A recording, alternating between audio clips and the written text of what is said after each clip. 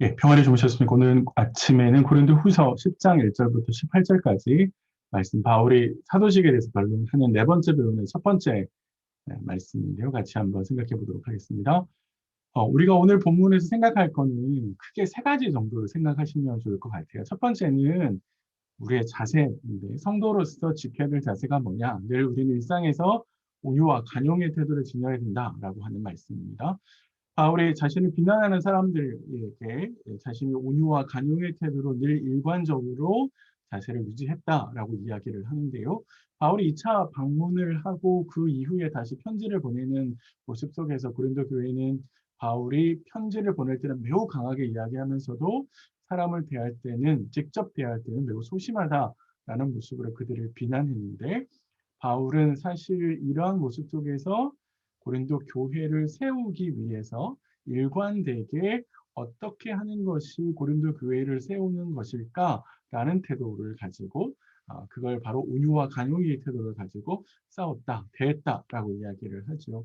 바울이 이러한 태도를 유지하는 이유는 뭐냐면 우리가 일상을 살아갈 때 영적 전쟁을 하는데 그 우리의 싸움이 육신으로 싸워야 되는 싸움이 아니라 바로 하나님의 능력을 힘입어서 싸워야 되는 싸움이고 또 우리가 싸우는 방식이 힘으로 힘을 누르는 방식이 아니라 하나님을 대적해서 높아지는 것들을 내려오게 하는 그런 것들 싸움의 방식이기 때문에 바울은 온유와 간용의 태도가 필요하다라고 이야기를 합니다. 우리가 사역자이기 때문에 바울이 그렇게 했다. 그게 아니라 바울의 에베소서 6장 10절 이하를 읽어보면 성도의 모든 싸움이다. 이런 방식의 싸움이다라고 하는 것을 우리에게 이야기해 줍니다. 사실 화를 내지 않고 어떻게 하면 온유와 관용의 모습으로 많은 사람들을 대할까? 그 과정 속에서 주님의 모습을 드러낼까라는 것이 바로 우리가 해야 되는 싸움의 모습이기도 합니다. 그래서 우리에게 생각할 거는 이런 걸 생각해 보셔야 될 것 같아요. 힘과 권력이 필요하지만 이것을 사용하는 방식은 온유와 간용의 방식이어야 된다는 거죠.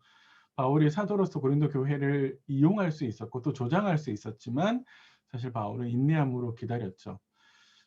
사실 우리가 때로는 소심한 겁쟁이 뭐 이런 말도 들을 수 있겠지만 때로는 조롱을 당할 수도 있겠지만 사실 내가 온유할 수 있는 것이 성도로서의 실력이고 관용할 수 있는 것이 크리스찬으로서의 세상을 살아가는 방식입니다. 이게 주님이 우리에게 가르쳐준 방식이니까 한번 생각해 보시면 좋을 것 같고요. 특별히 우리의 구체적인 삶의 모습으로 들어가서 내가 가지고 있는 힘과 역량으로 누군가를 누르려고 하는 건 아닌지 한번 생각해 보십시오. 부모로서 자녀들을 억압할 수 있죠. 또 상사로서 부하 직원들을 통제하려고 하는 모습으로 쓸 수 있죠. 사실 우리의 힘은 기도와 말씀의 힘으로 싸워야 하고요. 누군가를 누르는 모습이 아니라 설득하고 기다려주는 모습이어야 합니다. 그래서 바울이 말하는 하나님의 힘, 온유와 간용의 모습은 이런 모습이어야 된다라고 하는 것들 머릿속에 좀 기억해 두셨으면 좋을 것 같습니다. 네. 두 번째는 이제 바울이 지도자로서 고린도 교회에 어떻게 했느냐라고 했을 때 바울은 일관되게 성도를 세우는 것 때문에 내가 사역했다라고 이야기를 합니다. 성도들은 사실 고린도 교회는 바울의 모습을 왜곡시켜서 비난했지만 바울은 고린도 교회 안에서 주께서 주신 권세를 통해서 성도들을 세우는 방식으로 이 권세를 썼다라고 이야기를 했죠. 그래서 온유와 간용의 모습으로 그래서 성도들을 어떻게 하면 세울 수 있느냐라는 것을 초점을 두어서 사역했다라고 이야기를 합니다. 사실 성도들의 좀 쉽게 말씀드리면 홀로서기를 할 수 있도록 성도들을 대했다라는 것이죠. 누군가 의존해서 가는 것이 아니라 자립해서 성도들의 신앙이 자라갈 수 있도록 그런 모습을 위해서 바울이 고린도 교회에서 사역했다라고 이야기를 합니다. 고린도 교회에 들어온 거짓 사도들은 자신의 권위를 내세우는 방식으로 사역하려고 했지만 사실 권위라고 하는 것은 자신이 가진 것으로 자랑을 한다고 해서 세워지는 게 아니죠. 권위는 오히려 주님의 말씀에 순종할 때 세워지는 것이고 자신을 낮추는 것만큼 권위는 세워진다라고 하는 것 기억하셨으면 좋을 것 같고요. 더 나아가서 교회가 해야 되는 일 그리고 지도자들이 해야 되는 일이 뭐냐라고 했을 때 그건 성도들을 세우는 일이어야 합니다. 제가 쓰는 표현 중에 신앙의 홀로서기라는 말이 있는데 누군가를 계속 의존해서 서는 것이 아니라 자기 하나님을 만나고 그래서 자신의 신앙이 세워져서 누군가의 아주 적절한 뭐 때로는 도움이 필요하겠지만 그러나 홀로 서기를 할 수 있어야죠. 의존적인 건 옳지 않다라는 겁니다. 자, 그런 면에 있어서 지도자들은 자신의 말을 잘 듣는 성도가 아니라 하나님의 말씀을 듣는 성도, 또 스스로 자신의 신앙을 세워갈 수 있는 그런 수준에 오를 수 있도록 도와야 된다는 거죠.